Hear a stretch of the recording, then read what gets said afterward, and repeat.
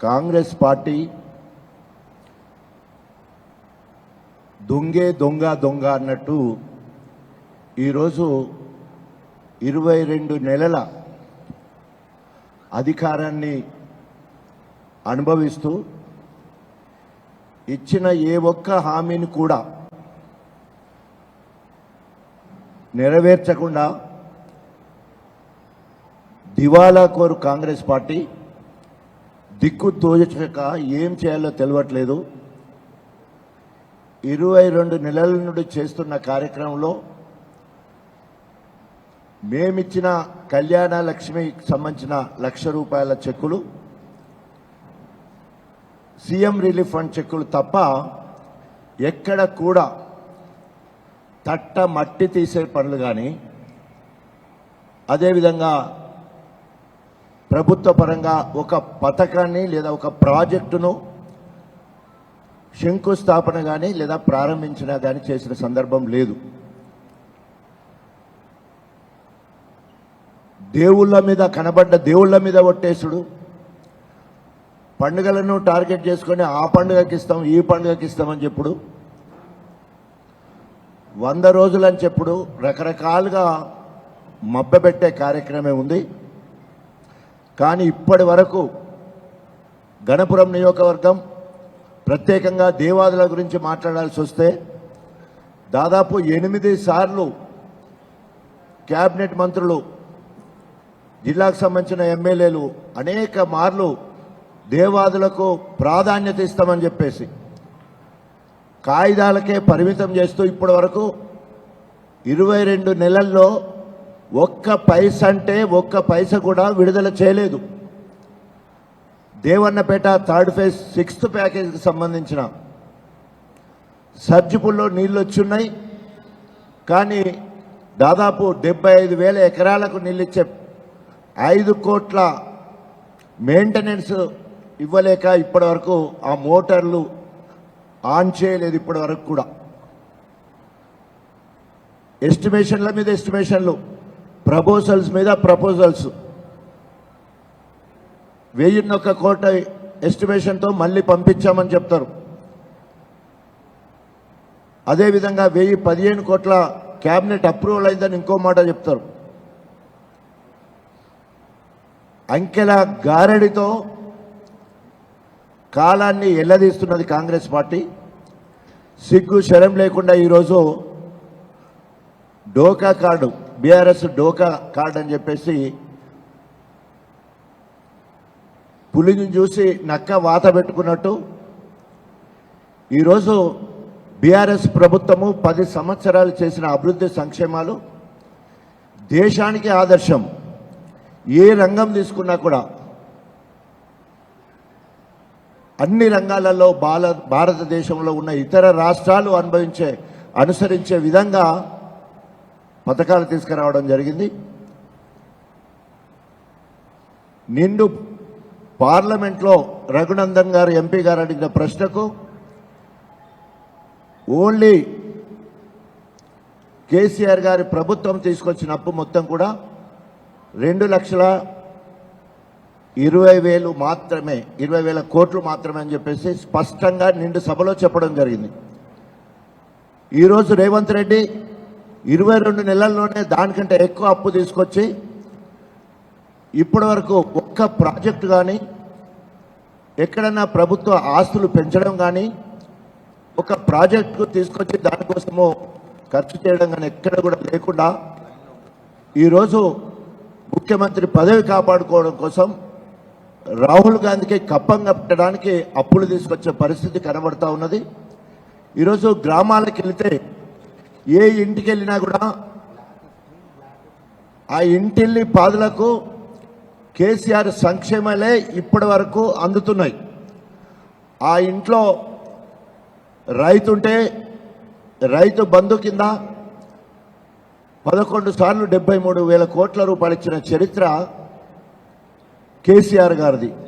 ఆ రైతుకు ఎన్ని ఎకరాలున్నా, ఎన్ని హెచ్పీల మోటార్లున్నా, అది వాగులో వేసినా, చెరువులో వేసినా, బోర్వెల్ అయినా, బాయికైనా నువ్వు ఎన్ని మోటార్లు పెడితే అన్నిటికీ 24 గంటల ఉచిత నాణ్యమైన కరెంటు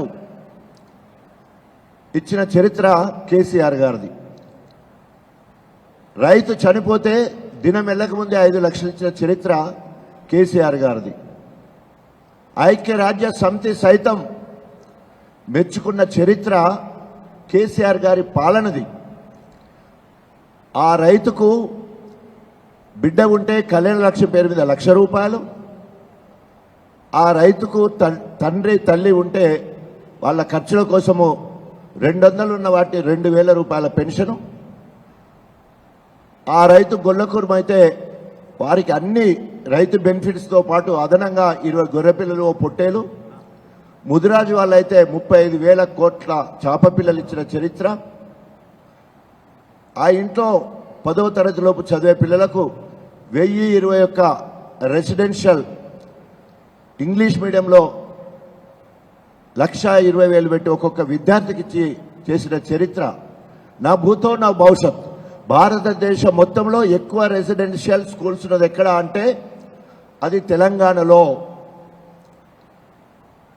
ఆ రకంగా ఈ రోజు వరకు కూడా కాంగ్రెస్ అధికారంకి వచ్చే 22 నెలల్లో ఒక్క పథకం కానీ ఒక్క సంక్షేమ కార్యక్రమం కూడా అదనంగా ఒక ఇంటికి వెళ్ళలేదు.